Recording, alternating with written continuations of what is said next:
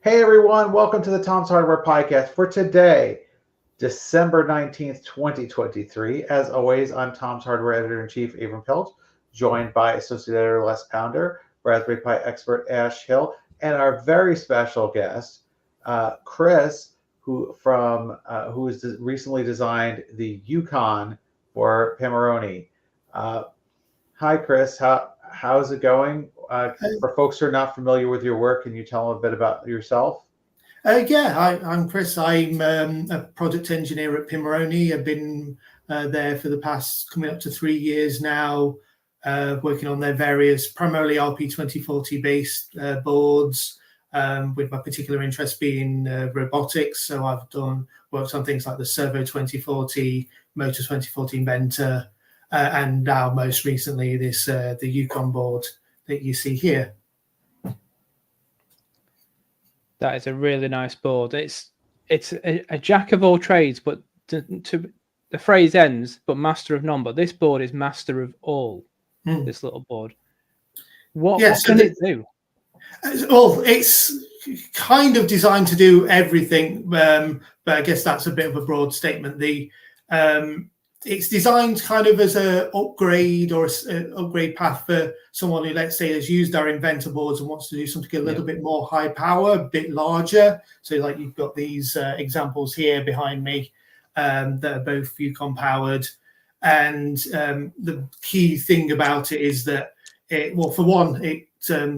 lets you plug in high power, so up to 4-cell lithium polymer battery voltages, rather than your normal single cell lithium battery. And all the power circuitry is designed for high power to drive these modular slots. So you've got the 6 slots on all around, and these let you plug in these interchangeable modules we've developed that let you basically mix and match what features you want on the board. So rather than what was perhaps historically the case is get an Arduino or get some other board and then get lots of breakouts to get the functionality you would want from your bigger robot. Instead, you can get a Yukon and then populate it with modules to suit whatever project you need, or expand as you go along. And sorry, go on. It's all right. I was just thinking that you've on about the modules there. You've got a whole range of modules that come with the Make Anything kit, the Yukon Make Anything kit. So what's the basic modules that you get? So we've offered 10 at launch, and we'll probably do more in the future.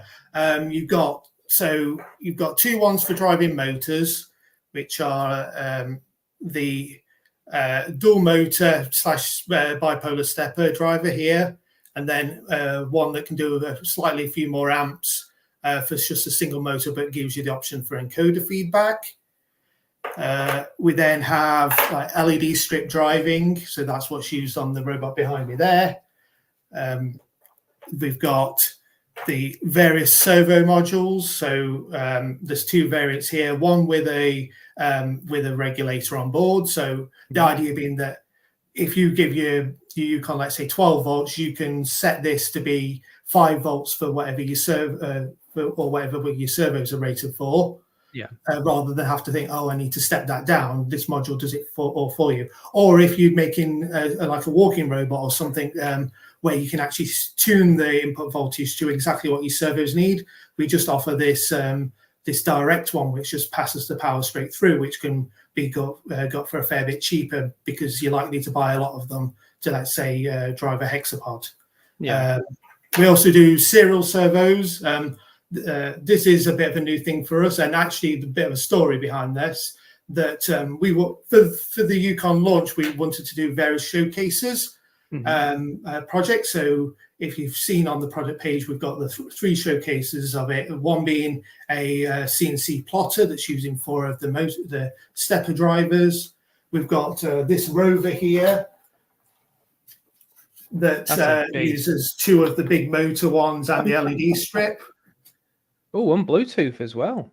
So that's using, I haven't got to that yet, but we've got a proto module that lets you wire up the pins however you want. Nice. I'll explain that in a moment. And then we wanted to have an example for driving a lot of servos. So we got this chassis and then realized, oh, it's serial servos. We don't support them. So we had to make a module to support them. Hey, I have a question about the modules. So how do they connect to the Yukon? So the Yukon itself has this 2 by 9, so 18 pin header that we had custom made. Oh, nice. It's 2 millimeter pitch, so you're not your standard, but also not impossible to hack into. Yeah. And that gives you ground, high power, 3 volt, and then a whole bunch of I/O. So one of the key things with this, and what is kind of only possible with the RP2040, is that on the RP2040, all its I/O is in blocks of 4. If you've ever looked at the pinout, this is less obvious if you look at the Pico pinout, but if you look on the full RP2040, it's full repeated.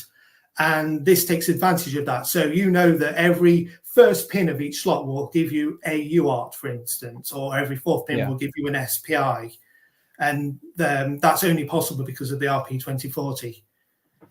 And in addition to that, each slot also has some slow I/O, as we've referred to them, which come off some onboard I/O expanders that are used by some of the modules to enable them. Things that are just low speed in terms of just let's say toggle on and off, read a button or something, leaving the fast I/O, as we call them, which are the RP2040 ones, available to do whatever the RP2040 can do with those pins. So PWM, PIO, SPI, all those things I mentioned. That's well spotted on the RP2040 pinout. I never spotted that. Well, I spotted it back in, and this kind of gives a sense of the timeline, that I spotted it, I think, back in March of 21, when we were first getting access to the data sheets for the RP2040 ahead of the general chip availability. So this was after the Pico launch, but before you could buy the chip and make it into your own products. So we were starting to think about that, and I noticed this repeat pattern and thought, oh, it'd be nice if we could do something with that. Came up with a rough concept. I actually posted it on Twitter the other day, and it's surprisingly how similar it is to the final Yukon board. I don't think back then we'd thought about it being high power. It was just more expose these I/O, but as we kind of lent into the robotics, those things developed over time. So yeah, it's been a good 2.5 years of development to get the product made. That's brilliant. In fact, it leads on quite well, because we've got Paul in the chat. He's sniping away, basically saying that 25% of the projects that you do are just him standing there asking you, why can't we do that? And then you make it happen. So yes, that's pretty accurate. Particularly when it, with that plotter, for instance, it's I have a spare CNC plotter. Do you want to do something with it? And then that was awesome. I was saying before the show, that took me back to high school, just seeing a plotter in a classroom. I've not seen one for years. It was awesome. Yeah. So I was continuing the modules. We've got a few additional ones as well. We've got an audio amp that can do quite a lot of power. We'd show it on the product page, driving like a car-sized speaker. We also have some interesting ones for doing driving more general power load. So you've got 2 switches here, so you can use these to turn on and off solenoids, for instance, or electromagnets, even PC fans, just anything you need the power routed through but be controllable. We also have what we've referred to as the bench power, which is a adjustable regulator. So for instance, if relating to the PC fan example, you could have this output for 3 to 12 volts and change depending on a temperature sensor or something, so that the fan RPM adjusts. We also have a few broken out headers there so that you can wire in again to the fast I/O to do whatever you'd want with them for reading an external sensor or some such. And then the final one we've done is this prototyping module. So this gives you all the pins of the header, so you don't have to deal with the 2 millimeter pitch, but then gives you a little bit of a prototyping area. So on that rover, for instance, that's used for a low voltage alarm buzzer I've added, and the wiring off to an external Bluetooth receiver for making it remote control. That's clever. In fact, a question from the chat now. Martin's asking, and Martin was a previous guest. Hi, Martin. Are the modules compatible with Pimoroni's Explorer modules as they look similar? If that's referring to the breakout garden, then no, this is a new system because the pinouts are all completely different and higher power. You could, in theory, wire up on a proto module, for instance, the I2C to get out that to use one of those modules, but no, they're not compatible. So what does that mean for the future of the breakout garden? Is Pimoroni kind of switching to this as a standard now, or are you going to maintain both? They're two very different systems. So we treat breakout gardens for very much like I2C sensors and that sort of thing, and it still is ideal for that, particularly as we start adding the quick stemma QT connector on board, which, as Paul mentions there, there's two of those connectors right there, so you could just wire up your sensors for your robot from them. This is more if you need the high power for doing the things that breakout garden can't easily do, which, like I say, 17 volts. The big motor, I think we rate 88 amps continuous. Like, you wouldn't be able to do that for a breakout garden. No. And so they do coincide. Got That it. is awesome. I do love something I noticed. Well, I mentioned this in chat with you, Chris, a few days ago now. The packaging. So the packaging it comes in, it's a standard Pimoroni plastic box, the loot box. And if I just switch on my overhead camera, there you go. The thing that's indestructible. And I've got loads of these. They're just so handy. So you get all your gubbins in there you need to use. But then the coffee bags. I laughingly joked and said, with these coffee bags, and you were like, oh, that's what we call them internally. I just love the packaging. It's just on the shelf, ready to go. You don't need a lot. And it clearly explains what it is on the packaging. So that's great. Yeah, both Paul and Sandy did an amazing job on the branding and artwork for the products. It really goes with the kind of aggressive construction vibe of the product, I think. Yeah, definitely. I mean, this project isn't just about robotics, is it? It's about... No, obviously that's my passion, and it's been kind of... You can see the progression because it's like we did servo support with Servo 2040, motors and encoder support with Motor 2040, and this all leverages that same code base and just adds more. But because of the modularity, it's, yes, I've got these two examples here. We've got the plotter and things, but yeah, you could make a big lighting installation. You could do all sorts with it, far beyond the scope of what I've focused on, for sure. Very cool. So you've got a power connector on here. This is something that caught me out, the XT30. So and the XT60, the bigger brother to this. How come we're using those and not just using USB-C? I mean, USB-C can do PD and that can do stupid wattages. So why do we need an XT30? Not stupid enough, sadly. Well, so we wanted a high power connector of the product. Previously, when we've done, like, say, on Inventor, that has the JSD-PH for the single batteries. So we wanted a connector that could easily be used with existing RC batteries, either directly or with a size adapter like we offer. And I've seen many robotics products in the sort of the space that have used this style of connector, so it's quite common in the area. And part of the advantage is that it's rated like 15 amps continuous, I think 30 amps peak, it may be even more. And some people push it beyond that, and it can handle it. And so we decided to have a dedicated power connector for the modules, and then USB-C is your programming thing. It will also power the logic of the board. So if you wanted to do a project, let's say, and you just broke out all the I/O with proto modules, you wouldn't need the high power.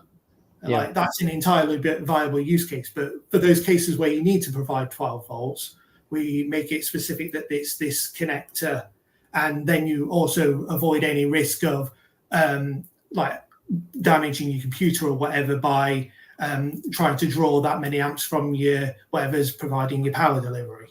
Yeah. I love that when you plug in the board via USB-C and then you try and stupidly, like I did without reading the instructions, trying to do some NeoPixel projects without connecting power to the XT30. The software says there's no power. You need XT30 plugged in. It's like, oh, okay. Yeah, there's actually a lot of smarts on the board itself. So it's got voltage, current, and temperature sensors on the host board, and then each module that is liable to produce a fair amount of heat has an additional temperature sensor.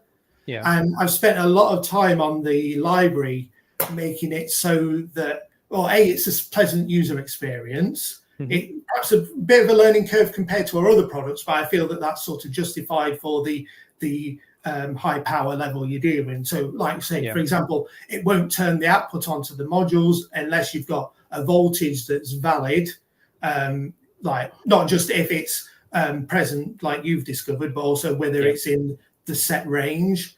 Then when the thing's running, it will cut out the power if it goes above or below, or if your current goes above a set limit, or if it gets too hot.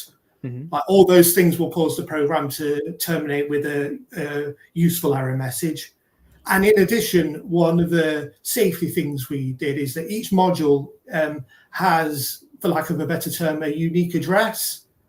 So you can plug modules in and run a program, and the program will shout at you if you don't have the correct modules installed for what it expects should be there.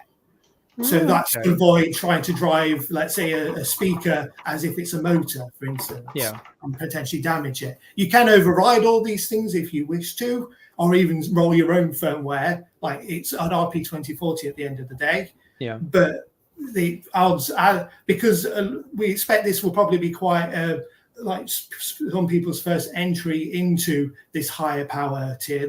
This being like kind of Pi-Wars size robots, because I know you've had a team on in the past about that. This would be ideal for that. And so we wanted to make the experience as welcoming and like safe for somebody who perhaps isn't aware of the quirks of doing something at that larger scale by adding all these safeties and monitorings to the programs. So is there a chassis or a kit that you are thinking about or recommending or coming out with that would allow folks to get this and turn it into a robot without putting all the extra thought into how am I going to build something that holds this in place and all that? We've looked at options. We'll probably look at that more again in the new year. But I mean, we did used to sell this. This is the Wild Thumper chassis on the store. I don't know if we sell it anymore. I could see us making something along that lines, like something that comes with the motors and the wheels to get you started. But there's nothing currently available for that. That is a frightening chassis, Wild Thumper. Yeah. Not as scary as the Hexapod. I've seen that thing walking, and it scared the life out of me. I mean, I really like. I mean, obviously, on a much smaller scale, but I really like the Trillobot. The Trillobot, right? So I just kind of wonder how. And what's neat about this is obviously you get the kit, and then everything just works. So I'm wondering if there's going to be something like that for the Yukon board where you can really take advantage of it. But that's really cool. I mean, what are some of have you tried any projects at the office that have turned out really well? Well, that's effectively what these showcases ended up being, that the bringing the thing. So like I say, the Spider Tank is using 2 of the serial servo modules and a proto module for the buzzer. And we've had that like scaring our colleagues down in the testing team, like running around. Obviously the rover with the Bluetooth, so that's been a remote control thing. The CNC plotter, which I think was perhaps the hardest one for adding the stepper driver support and making it do some rudimentary G-code parsing, so that I could like just give it a file that it would then just run. Other than that, I've done lots of little, like just testing the board. Can it run all the servos, all the LED strips, all the motors? So yes, you can drive 24 servos off it. You can run like 6 LED strips off it, 12 motors, things like that. I'm sure there'll be combinations that perhaps have some caveats. Some maybe hardware limitations of the RP2040, like, oh, both these pins share the same PWM, you can't do anything about that. But maybe with PIO you can get around that, or there may be other things of like, oh, you're using too many PIOs. You have to tune things down. But I'd like to say it could do like a lot of things that people can throw at it. Well, we've got a question from the audience, and it's Kevin. Hi, Kev. You all right, mate? What was the biggest challenge that you had in designing and manufacturing the board? I mean, there was a lot of testing and a lot of iteration. So I think the final version's our 4th revision. And of course, the time span is an indication of that. I mean, the first version of the board, the onboard 3-volt regulator was mounted backwards. So it just immediately blew up as soon as you put power in. So we had to fix that. I mean, Nico, who's our head designer and engineer, he's the one who actually did a lot of the schematic and the routing of the board, but it was definitely a collaborative kind of coming up with the concept and the feature spec and stuff. So I'm sure would give his own take on how complex it was to route, because even though the board is physically large, most of it is this slither down the middle in terms of routing space. Yeah. Yeah. I'm liking the design. You've got those secure mounting posts for each module, so it locks it in place. Because I'm thinking, if Wild Thumper's running around the office, it's going to be causing vibrations. Yeah, that's very much inspired by your M.2 drives in computers, and obviously the NVMe base most recently. Just having it so that you don't have to worry about that. I mean, I've done many projects where I haven't bothered to screw it down, but also I'm running on the desk, so I'm not like really worried about it coming loose. But having that security does make it feel quite solid, and you know that it can take a beating. Yeah. I also know that you've given this board out to a few makers in the community, one of them being Brian Corteil, friend of the show. Yes. What have they been up to? Killing the boards. Excellent. I think we sent both. Well, it was him, Dr. Footleg. I can't remember if we've had him on the show before, and we have, yeah. Danny. Yes, we have. Yeah, Orion Robots. They were, I would say, alpha testers, because they've had it for again good 9 months at this point. Testing things, helping with the library and giving feedback and everything. Brian managed to kill the prototype of the board we sent twice. It was an interesting case involving bench power supplies, where like the voltage would, in a certain case, would spike well beyond 20 volts and kill some things, which we hadn't anticipated. And that's usually what happens when you get into dealing with motors of this size. You don't have to worry with like a small N20, but if you're having a big motor drive at high speed and suddenly tell it to stop, that energy's got to go somewhere. Yeah. And with a normal lithium battery, it will usually go back into the battery and just be absorbed without any issue. But on a bench power supply, they usually prevent that, so therefore you get a voltage spike that literally caused him to kill 2 boards. Now we do have software protections that would catch that, but Brian forgot to run them twice. Oh, I love Brian. Yes, but they've been very good with the helping give feedback on the product, and I know they've done, like I say, wheeled vehicles, and I think they've got other plans with the product going forward. Very cool. Yeah. Is there anything that you wanted to add to the board or have it support that maybe didn't make it to the final design? I mean, there is the elephant in the room of there's no wireless on board, and the main reason for that is because it predates even the Pico W, so it was like too late in development for wireless. Now that the product's out, we will be looking at wireless options. either a different version of the host board with a Pico W on, or we may look into some wireless module options. I don't know yet. I'll look after in the new year at what options we've got available there. Yeah. Because I know a lot of people will like that. Yes, on the Rover, I've got the Bluetooth, and that works in my case. And I know Brian as well has got like RC receiver. So there are ways to get wireless projects, but a lot of people will want wireless and Bluetooth in a simple package. So we're aware of that. No, understandable. Yeah, it's something I brought up when I saw it in July at Liverpool Makefest. Yes, and I mean the ball has been complex enough that's been kicked down the road many times. Yeah, I'm not the first. I won't be the last.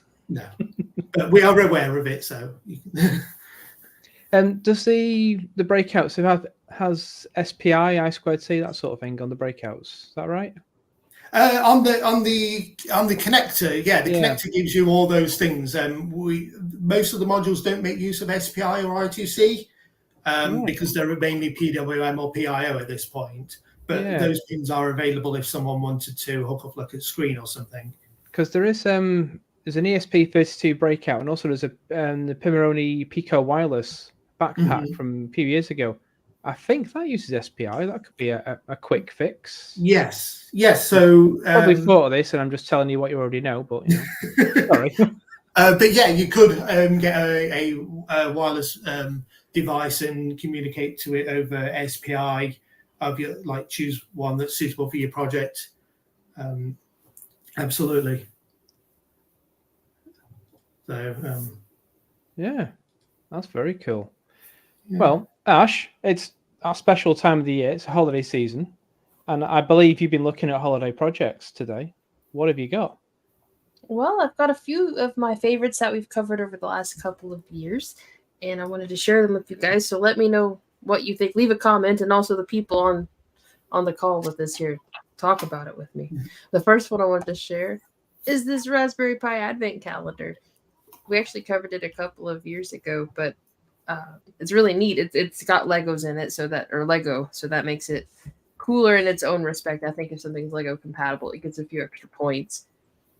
And if you don't know what an Advent calendar is, it's like a little calendar you every day leading up to Christmas or whatever event you're looking forward to, you open up a little window and something nice will be inside. In this case, this is Raspberry Pi powered, and it dispenses chocolate, and I thought that was pretty cool. Uses the Raspberry Pi build hat. And then if you're a fan of Stranger Things, we had Ryder create a guide last year on how to make the Christmas lights. It's also Pi powered, and it has a string of LEDs, and you can send messages to it. And if you're not familiar with the show, it works like this. To send a message, each letter will illuminate one at a time, and you have to keep track of the order that the letters were illuminated to spell out the message. So that was pretty neat. And then we covered one today that I thought was really, really cool, because we've covered something similar to this before, but this one's interactive. It's a Raspberry Pi powered Christmas village. It's got little houses and buildings with lights and LEDs. And of course, there's a train, because what's a Christmas village without a train? And there's 3 Raspberry Pis used in this project. You've got one that's controlling all of the relays and lights and everything in the little Christmas town. And then you have 2 Raspberry Pis that are controlling cameras, because, like I said, this is interactive. So there's one camera on the train itself and then one on the village. And you can go to this website and click on different functions and light effects, and you have to be a little patient. There's a bit of a delay, but you will be able to see the function that you choose happen in real time with the Christmas village. And I thought that was too cool not to share.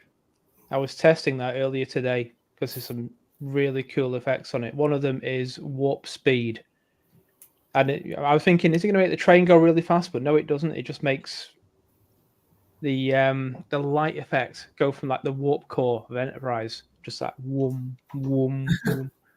Yeah, I was happy with that. But that's an absolutely fantastic project. It uses a Pi Zero 2W for the streaming camera, which is a HQ camera as well.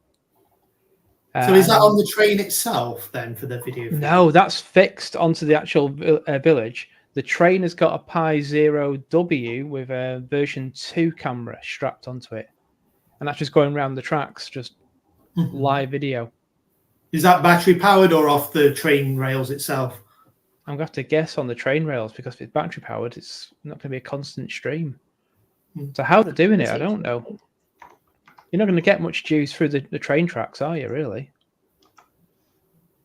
Asking the real questions over here, Chris. We need to look into that one. Well, I'm thinking because one of our colleagues at work has been trying out a Yukon to drive their train set, and I'm wondering, like, could a project like that be like have the hardware interactions be done by a board like Yukon, and then have a Pi in overall control of things? I think so, right? That would make sense. Yeah, it's logical. Yeah. Very cool. It would make that would make a lot of sense to do. So, Chris, Yukon's available to purchase now. Yes. How much is the standard board? Oh, now you're asking the hard questions. I believe it's £24. I don't know what that is in US for the host board. Modules range from, I think, £3 to £12. So, like the simple proto ones, £3. And the more complex ones at the higher end. I forget what we priced the Make Anything kit, or the Yukon Make Anything, as we called it. 90.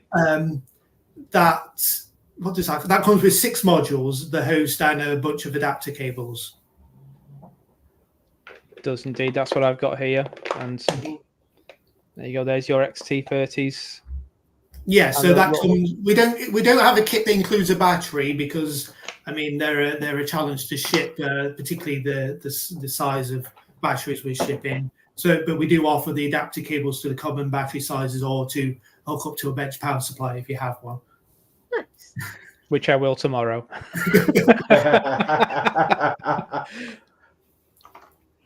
That makes sense. Anyway, thank you so much for sharing that with us. There's a lot of exciting things at Pimoroni right now. I believe you can now order, although it won't ship in time for Christmas. Also, you can order the NVMe board, NVMe base. I was going to say NVMe hat, but I know it's the base, which is really exciting. We've been talking about how you can plug NVMe in. So now you can have a robot that you can have your Yukon, and then somehow maybe you can pair it with a Raspberry Pi that has NVMe, and you can just have your robot going around doing crazy AI workloads.